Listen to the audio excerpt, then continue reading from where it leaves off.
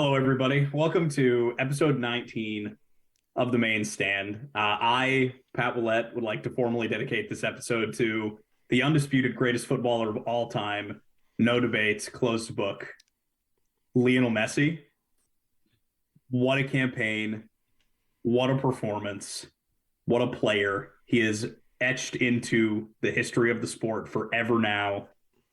Any arguments against him are gone. He's the greatest of all time. Argue with your mother because you're wrong. Welcome to the episode, everyone.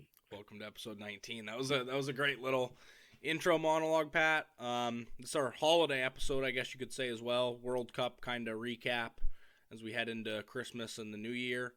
What a World Cup final it was, though, boys. And Pat talked about Messi, definitely solidified his GOAT status, but I think you could probably call that game the GOAT of World Cup finals. Yeah, I would say so. That's the best World Cup game I've ever seen. One of the best games of football I have ever seen. Absolute electric factory, start to finish. Mm. It was so unbelievably open, so much fun. And the fact that we had people fly in from Paris to Portland, Maine to watch it with us is just Wild. wild. That was me and like four people in the bar scattered around rooting for Argentina, and everyone else in that bar was pro France. I could feel it. Except the four people wearing Messi kits. Them coming here might not have been contingent on the main stand specifically, but we did have a good time with the fellow French. I like to think that they came for us. It was a good one. Well, let's go through the game here really quick and kind of do a little bit of a walkthrough of the final here. The first goal, Messi scores a penalty. Pretty soft in my opinion. It was a weird way to start this final. And I will say, kind of to get in front of this, it was a very well refereed final, and I think his decisions kind of held up throughout the game. But to start things off, it was a really sloppy pen given up by none other than Ousmane Dembele, who was yanked before halftime.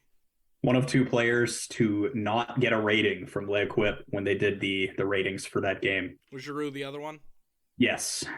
Yeah, it's a tough look. Getting yanked at halftime in any game, yet the World Cup final is pretty tough. And I get we're kind of advancing. We're getting a little bit ahead of ourselves here, but the tactical changes by Didier Deschamps I thought were world class. You always kind of have to look at a manager that makes changes before halftime, and sometimes they're head scratchers. The changes he made kind of throughout the game really did set up France to put on a comeback. See, I kind of disagree with that, Josh. Really? I think the players turned it around themselves. I think mostly Mbappe turned it around themselves. I don't think that France looked any more threatening for 80 minutes of the game. Up until that first Mbappe goal, they weren't really doing anything. I think France getting back into that game was more of Mbappe refusing to lose a World Cup final by 2 goals than it was a Deschamps masterclass. They subbed off their target man and they played direct for 70 minutes. To me, it felt a little.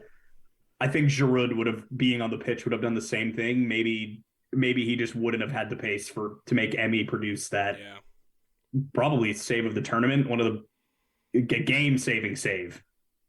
Yeah, for sure. I think I did like the addition of Kolo Muani. Thought he came. Oh, on he was and bright.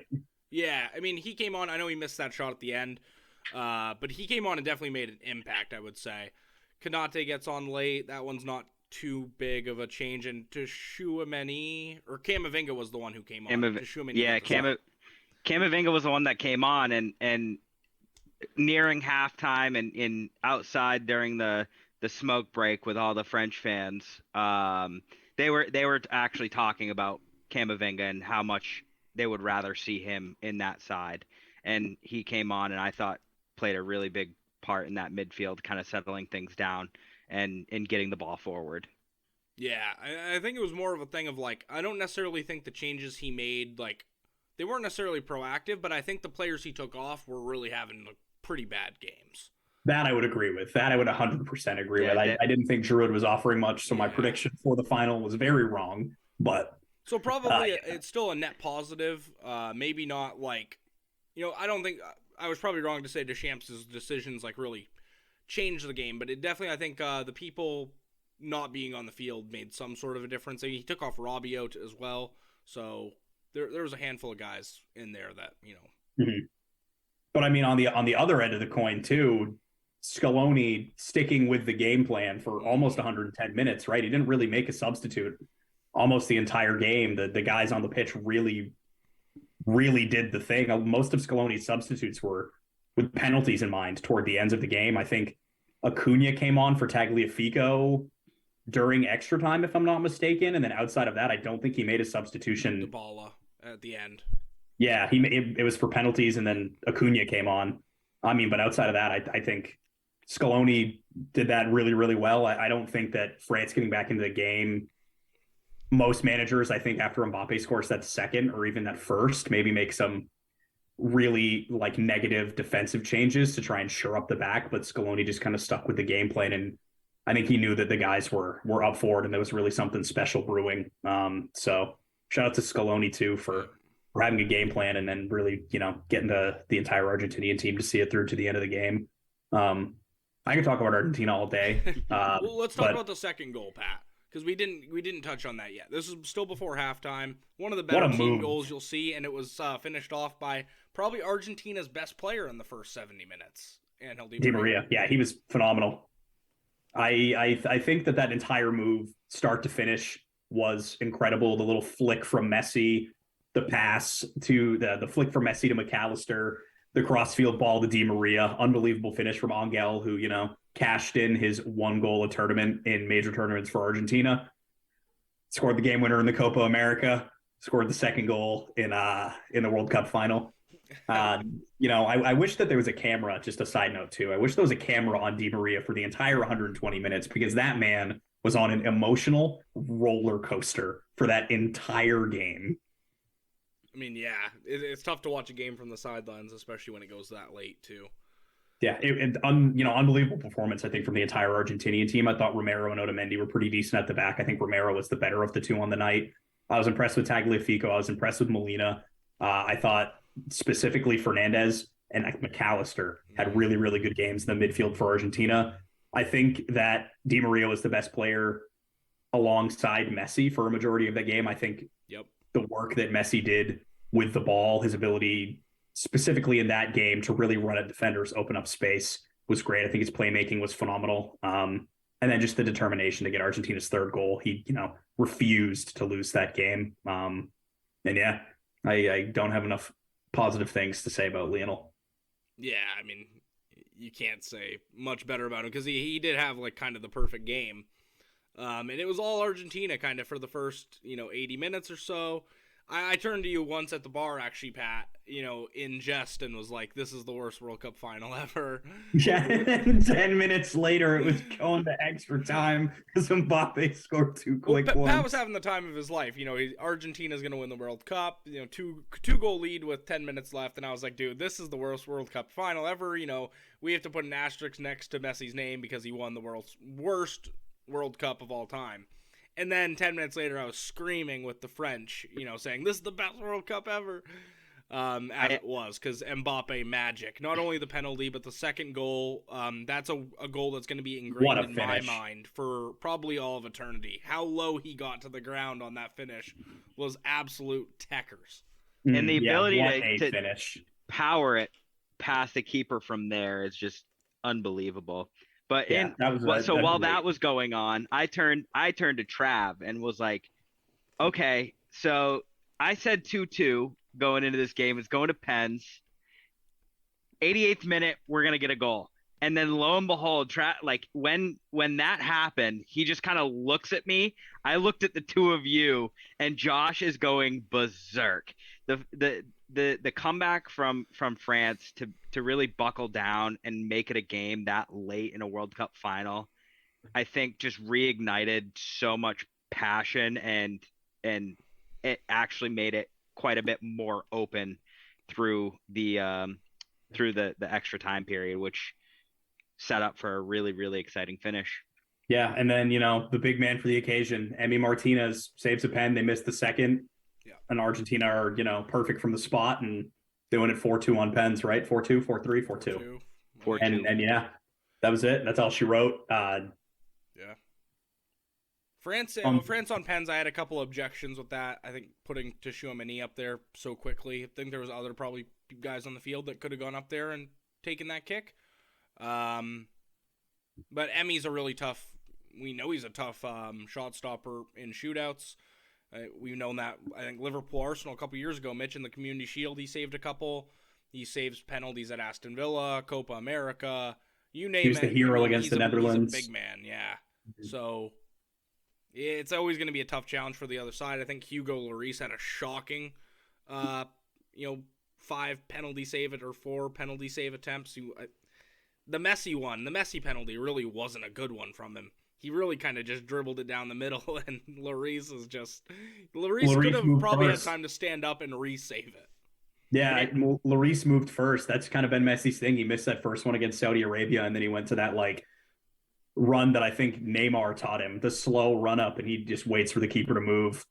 Yeah. Did 3 Argentinian penalties go right down the middle? 2 of them. 2 of them. Dybala and Messi went straight down the middle. It just for Hugo, who has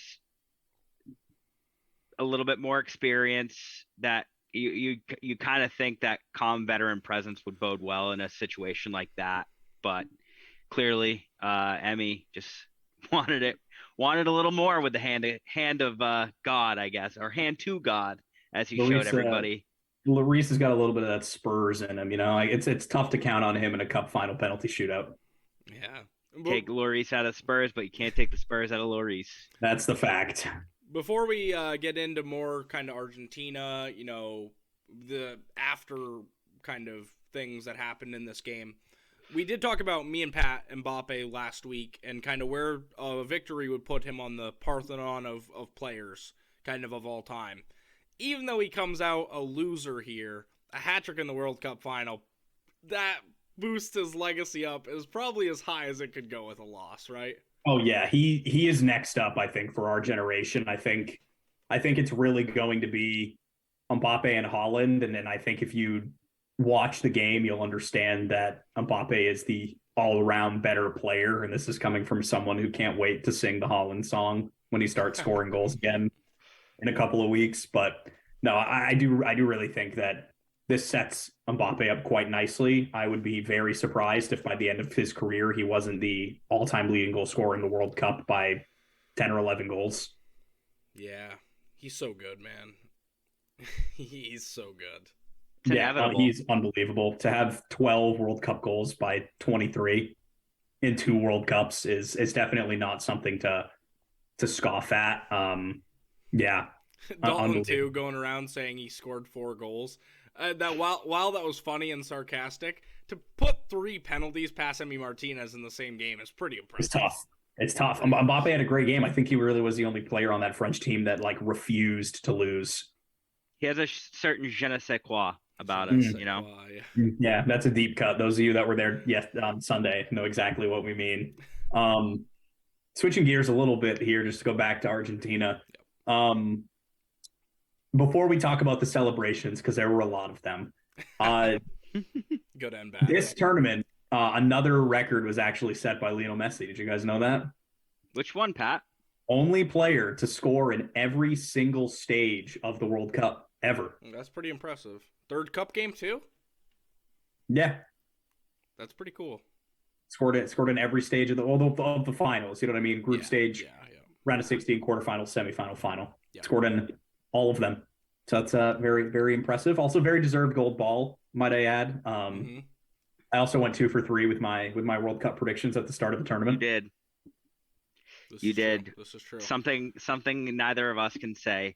However, I will say that seeing just Argentina celebrate on the pitch after the game, the picture of Messi up in the air with hundreds of thousands of people around him, it's pure Renaissance. It's pure art. It's art. It was one of those pictures you just kind of look at and just digest for a while.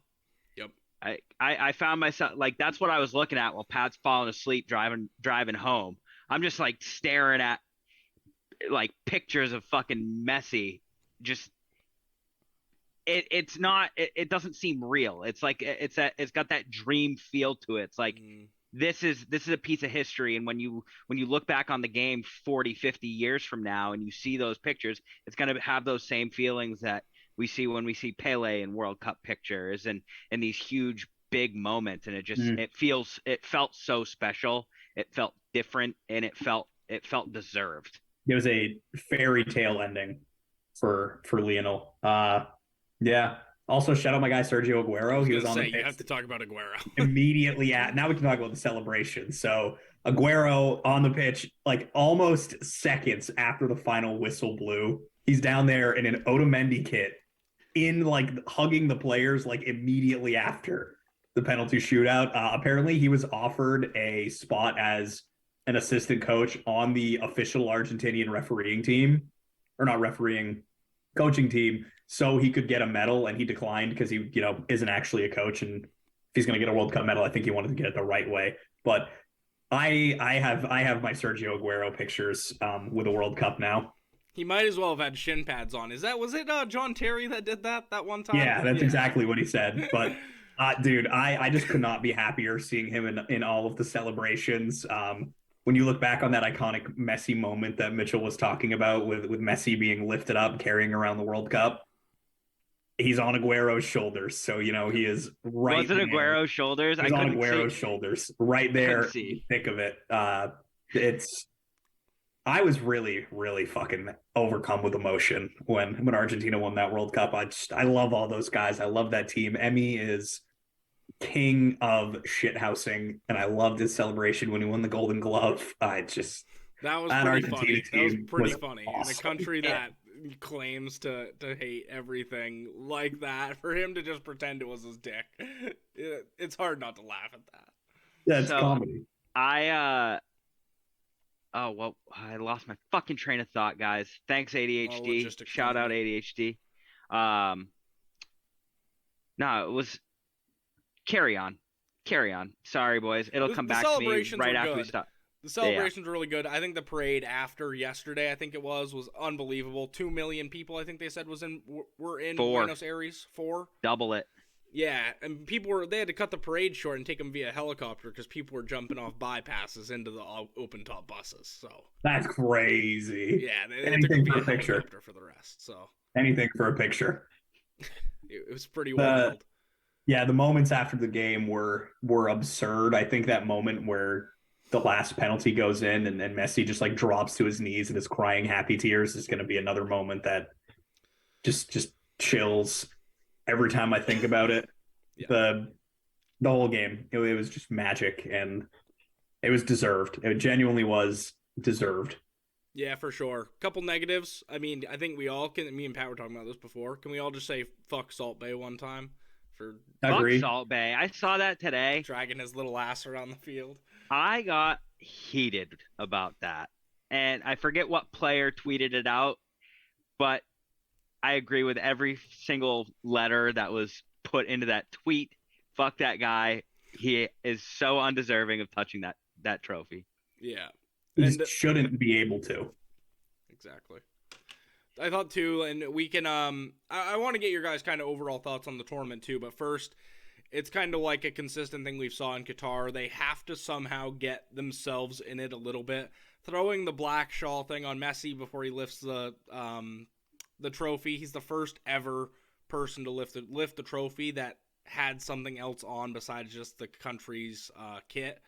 I thought that was pretty classless from Qatar. It's another way for them to just throw their hat in something that's Yeah, not relevant to them. kind of, when we see him lifting that first trophy, we're never going to see it with just the iconic, Yeah. Argentina 10 kit in Messi's hands. It's going to be like covered by the shawl. I mean, I get it, I guess. Or just an I Argentinian get it. flag, even. Like Right. your own colors. Exactly. Yeah, I agree with Josh. It was a little unneeded from Qatar there. Yeah, but tournament as a whole, Josh, to just kind of pivot over to that, I had a lot of fun watching this tournament. I'm going to be honest. I thought it was a pretty good World Cup. Those just enough upsets. We got our real Cinderella story in Morocco. Shout out to them too. They really put African football on their back. They showed everybody that teams from that country can compete and, stop writing us off because we're going to Yeah. come through and we're going to beat a lot of the best teams in the world. They're going to beat Spain. They're going to beat Portugal. They're going to beat Croatia. Or not beat Croatia. They lost to Croatia. They're going to beat Brazil. Sorry. But yeah, With Croatia at least. unbelievable tournament from Morocco too. So I was really happy that we got like a good underdog story through this tournament as well. It was really fun to be able to root for Morocco as long as I did, and just really enjoy seeing them play the ball that they did, and then other just like shocks that happened in the tournament. No Germany getting out of the group stage, just all that stuff. I thought it had just enough drama where it was really fun and it had the ending that I wanted. So I give this World Cup a 8.5 out of 10. I like that. Very similar to Pat, my response. I think I would trade Morocco for Japan. Japan was my team kind of through and through, which was just awesome to watch them. I think they're going to be a team to look out for here in the next couple of cycles. It was a really good tournament. A lot of goals. There kind of at the beginning it was a little bit slow, but it definitely picked up. I think there was 172 goals at the tournament, which is the most I believe in like 20, 30 years. So that was all good. The knockout games were really good. Drama to the last minute. I think FIFA's crazy if they go to 3-team groups in 2026 because those simultaneous games on match day 3 were unreal, unrivaled. But yeah, really good tournament. I think there definitely was still controversy surrounding it. I think that knocks a few points off for me, but we moved past it and we're now focused on the United States in 2026. Sorry for the technical difficulties, folks. As I said, on to 2026, decent World Cup. Mitch, do you have any overall thoughts? Yeah, no, I agree there. Are we talking just on-field rating? On-field rating, I give it an 8. Off-field rating, I'm gonna give it a solid 4.5. We'll balance it out at a 7. I think we'll balance it out at a 6.5, 7 for a total World Cup score. I just think there was a lot outside of the game that shouldn't have happened.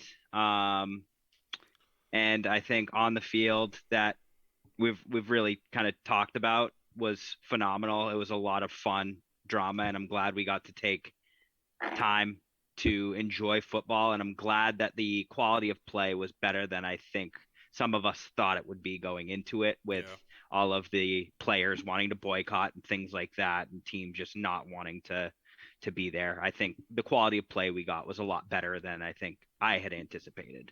Yeah, I can agree with that, actually. I kind of took the off-field stuff out of my initial rating.